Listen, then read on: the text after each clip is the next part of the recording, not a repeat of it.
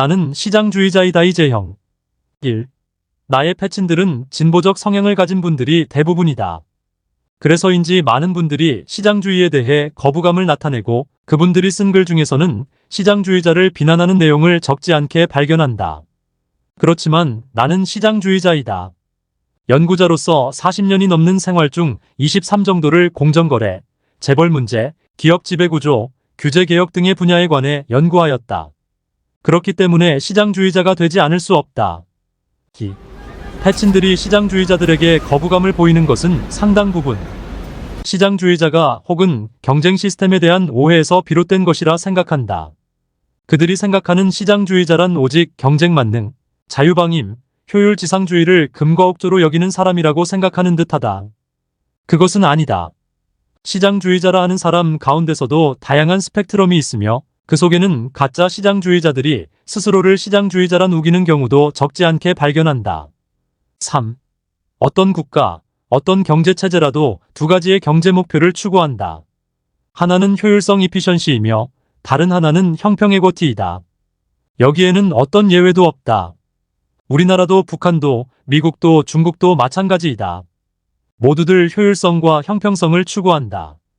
다만 차이가 있다면 어느 쪽에 조금 더 비중을 두는가의 문제에 불과하다. 그런데 문제는 효율성과 형평성은 서로 상충 관계 트레이드 마이너스 오프에 있다는 점이다. 효율성을 추구하자면 형평성을 희생할 수밖에 없고 형평을 강조하면 효율성에 악영향을 주는 경우가 많다. 물론 그렇다고 해서 반드시 효율과 형평이 반비례 관계에 있는 것만은 아니다. 노예 해방 등과 같이 효율과 형평을 동시에 높이는 선택도 존재한다. 4. 효율성이란 무엇인가? 그것은 한 국가 한 사회의 생산 혹은 소득의 합계를 높이는 것을 말한다. 인구수가 같은 A, B 두 국가가 있다고 할 때 어국이 B국에 비해 GDP가 높다면 어국이 B국에 비해 효율성이 더 높다. 그러면 형평은 또 무엇인가? 한 나라의 부나 소득이 그 구성원들에게 적절히 분배되는 것을 말한다. 그러면 어떻게 분배되는 것이 가장 적절한가? 거기엔 해답이 없다. 사람들마다 그 적정성에 대한 판단은 다를 수밖에 없다. 두 사람으로 이루어진 사회에서 어는 9, B는 1만큼 일을 하여 합계 10의 소득을 얻었다 하자. A, B 두 사람이 10의 소득을 어떻게 나누는 것이 형평성에 맞을까? 어떤 사람은 90일이 맞다고 하고 또 어떤 사람은 55가 정의롭다고 한다. 그 외에도 수많은 분배 비율이 있겠지만 해답은 없다. 이 예에서 보듯이 효율성에 대해서는 최소한 개념적으로는 측정이 가능하지만 형평성의 측정은 불가능하다. 결국 사회적 합의에 따라 정해질 수밖에 없다. 효율과 형평은 성장과 분배라는 말로 바꾸어도 무방할 것이다. 5.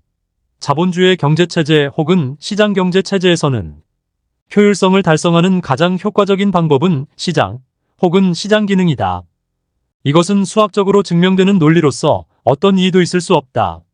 사회주의 체제에서는 국가 혹은 국가 기능을 통해 효율성을 달성할 수 있다고 하였으나 이 주장은 이미 공산주의의 붕괴라는 역사적 사실을 통해 부정되었다. 공산국가인 중국조차도 효율성을 추구하기 위한 수단으로서 시장경제를 채택하였다. 6. 시장이 해결할 수 있는 부분은 경제의 두 목표 가운데 효율성이다. 또 다른 목표인 형평성을 추구하는 데에는 시장은 무력하다.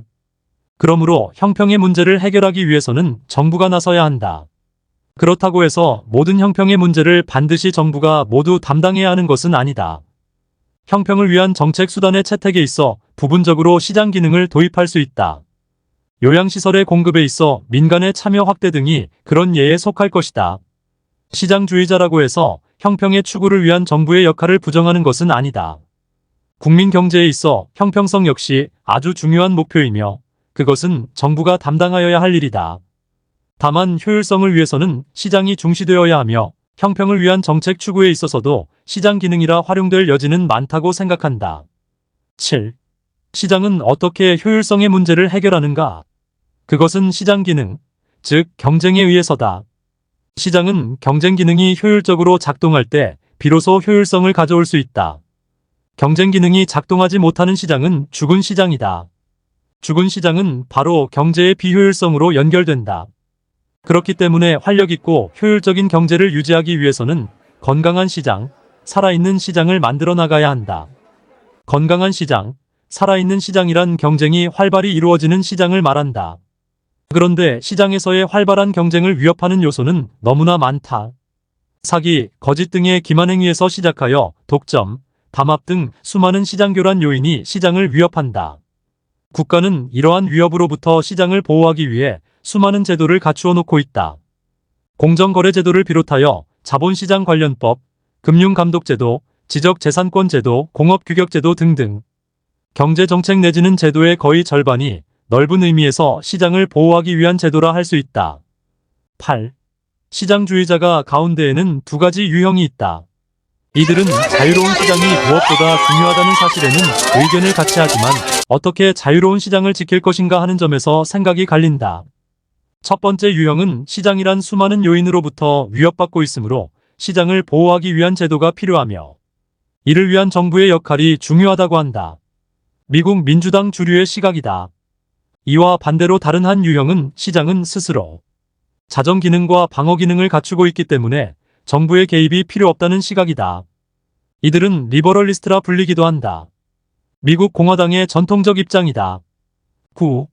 우리나라에는 수많은 시장주의자들이 있다. 그들 중에는 사이비 시장주의자들도 적지 않다. 그들은 스스로를 리버럴리스트로 자처하며 자유로운 시장을 위협하는 요소를 제거하고 시장을 보호하기 위한 제도에 반대한다. 시장 경제에 걸맞는 선진국형 기업 지배 구조를 지향하기 위한 제도에 반대한다. 국민들의 안전을 위해 도둑질을 규제하는 제도에 대해 도둑놈의 자유를 억압한다고 반대하는 꼴이다. 한국 경제에 있어서 가장 반시장적 요소가 무엇인가? 바로 재벌체제이다. 이는 상품시장뿐만 아니라 요소시장, 자본시장, 기업 지배구조 시장 등 여러 시장에 해악을 끼치고 있다. 이러한 반시장적 폐해는 이른바 코리언 디스카운트의 중요한 요인이 되고 있다. 상속세가 코리언 디스카운트의 원인이라는 어떤 얼간이의 정신나간 소리도 있었지만 코리언 디스카운트의 핵심은 재벌체제에 있다. 진정한 시장주의자라면 시장을 위협하는 재벌체제의 종식, 대기업과 중소기업 간에 기울어진 운동장을 바로잡기 위한 제도개혁, 소비자 권리 확보를 위한 제도의 정착 등을 주장하여야 할 것이다. 모두 활력있고 투명한 시장을 위해 없어서는 안 될 제도일 것이다. 10. 시장주의자보다 더 나쁜 의미로 사용되는 용어가 신자유주의라는 말이다. 이전에 현역 시절 정책 연구 결과를 발표하는 자리에서 내게 신자유주의자라며 도전적인 모습을 보인 사람들도 있었다. 사실 신자유주의라는 것은 특별한 경제이론은 아니다. 1980년부터 시작되어 세계적으로 전개된 자유무역, 규제개혁, 공기업 민영화 등의 자유화 현상을 뭉뚱그려 표현한 말이다. 나는 이 신자유주의 조류를 그렇게 부정적으로 보지 않는다. 물론 급격한 자유화가 이루어졌음에도 불구하고 그 부작용을 방지하기 위한 제도가 제대로 정비되지 못한 결과 적지 않은 부작용이 발생하였다는 점은 인정한다. 그러나 그것은 급격한 변화에 대한 보완장치가 준비되지 못한 것이 문제였지. 자유화 그 자체가 나빴다고는 생각하지 않는다. 11. 10여 년 전부터 세계 경제의 흐름이 갑자기 바뀐 것 같다. 2차 대전 이후 세계 경제의 도도한 큰 흐름은 자유화였으며 그 선두에는 미국이 서 있었다. 미국의 주도로 이루어진 자유무역, 자본 및 금융이동 자유화, 세계화 등이 전후 60년 세계 경제의 큰 흐름이었고 이것은 GATT 체제를 거쳐 WTO 체제로 완성되었다. 개방된 시장, 평등한 시장이 강조되었고 자유로운 시장 접근을 방해하는 제도나 자유롭고 평등한 경쟁을 제한하는 산업정책 등등은 죄악시되었다. 그런데 중국이 세계 경제의 강자로 부상하면서 이러한 자유화의 흐름은 한순간에 그 방향이 바뀌었고 그 선두에는 역시 미국이 있었다. 국제무역에서 중국에 대한 견제가 노골적으로 나타났고 내부적으로는 지금까지 그렇게 금기시해왔던 산업정책을 미국이 앞서 서둘러 도입하고 있다. 나의 눈으로는 세상이 거꾸로 돌아간다는 느낌이다. 그렇게 어렵게 만들어왔던 경제의 글로벌화가 일순간에 과거의 냉전체제, 블록화 시대로 회귀한다는 느낌이다. 우리는 그 맨 앞자리에서 철없는 춤을 추고 있다. 12. 우리나라 역대 정권에 대해서는 시장경제라는 기준점에서 어떤 평가를 내려야 하나? 이승만은 전쟁 후 복구 과정에서 경제에 대해 방임적인 자세를 취했으므로 별로 말할 거리가 없다. 평가할 것 자체가 없다는 의미이다. 박정희는 최악의 반시장적 정책을 견지하였다. 박정희 시대의 경제는 공산주의 계획 경제와 대척점에 선 극우 전체주의적 경제이다. 독일 나치 시대 경제와 일본 군국주의 통제 경제의 아류, 아니 그 이상의 통제 경제였다. 우리나라 사이비 시장주의자들이 그러한 박정희 시대를 찬양하는 것을 보면 그들이 주장하는 시장 경제의 실체가 무엇인지 잘 알 수 있다. 전두환의 경제 정책은 역시 반시장적 극우 전체주의적 통제 경제로서 박정희 시즌2에 불과하다. 노태우의 경제 정책은 전두환에 비해서는 확실히 전체주의적 색채가 옅어진 것은 사실이다. 그럼에도 불구하고 그 실체는 역시 박정희 시즌3을 벗어나지는 못했다. 13. 김영삼은 노태우에 비해서 확실히 시장 친화적으로 움직였다. 가격 규제의 철폐, 경제에 대한 정부 개입의 축소, 금융실명제의 도입 등 확실히 이전 정권에 비해 시장주의로의 큰 발을 내디뎠다. 그런데 여기에 다른 비극이 싹 텄다. 정부는 시장주의의 방향으로 선회하였으나 국민들이 이를 따르지 못하였던 것이다. 박정희 이후 30년이 넘는 기간에 걸쳐 통제 경제 속에서 살아와 거기에 익숙해졌던 국민들이 새로 맞이한 자유시장을 감당하지 못한 것이다. 나는 IMF 경제위기도 이로 인해 발생하였다고 생각한다. 14. 김대중은 민주주의와 시장경제라는 슬로건으로 정권을 쟁취한 만큼 시장경제에 대해 상당한 이해가 있었다고 평가한다. 소위 빅딜이라는 반시장적 정책도 있었지만 경제는 전반적으로 시장 친화적인 방향으로 옮겨갔다. 재벌개혁, 금융개혁, 규제개혁, 기업 지배구조 개선 등 시장경제의 기반을 위한 제도 개혁이 본격적으로 도입되었다. 특히 이 시기에는 세계적으로 기업 지배구조 개혁, 경제의 글로벌화, 규제개혁 등의 자유화의 바람이 불었기 때문에 김대중은 외부로부터도 제도개혁의 동력을 얻을 수 있었다. 이러한 움직임은 노무현 시대에도 계속되었다. 노무현은 당초 시장경제에 대한 이해가 높지 않았다. 그렇지만 인수위를 거치면서 그의 생각은 완전히 바뀐다. 시장주의자로서 재탄생한 것이었다. 그러나 불행은 내부에서 싹 텄다. 그의 참모, 지지자 등 그의 권력의 기반이 되고 있는 그룹이 그의 생각을 따라오지 못한 것이다. 그의 시대 우리 경제의 뿌리 깊은 폐단이었던 정경유착은 거의 퇴색되었다. 반면 재벌개혁 등 시장경제의 기초를 닦기 위한 제도개혁은 계속되었다. 한미 FTA 등 개방화, 자유화 정책도 추진되었다. 그러나 이에 대한 저항도 적지 않았다. 사이비 시장주의자들은 시장경제의 확립을 위한 제도, 정책들을 오히려 반시장주의라고 매도하며 막아섰고 이러한 주장에는 재벌기업을 비롯하여 주요 언론이나 학자들도 동조하였다. 그뿐만 아니라 시장주의에 반감을 가진 노무현 진영 내부 그룹에서도 시장주의로의 방향에 대해 반발이 나왔다. 이렇게 하여 노무현의 시장경제는 안팎으로부터 강한 저항에 부딪혔다. 15. 이명박은 전형적인 사이비 시장주의자이다. 그는 박정희 시대 전형적인 반시장적 통제 경제 속에서 특혜 그룹이 일원으로서 개인적 성공을 이루었다. 그가 생각하는 시장경제란 통제경제 속에서 특혜를 받아온 극소수의 정경유착 기업의 자유였던 것이다.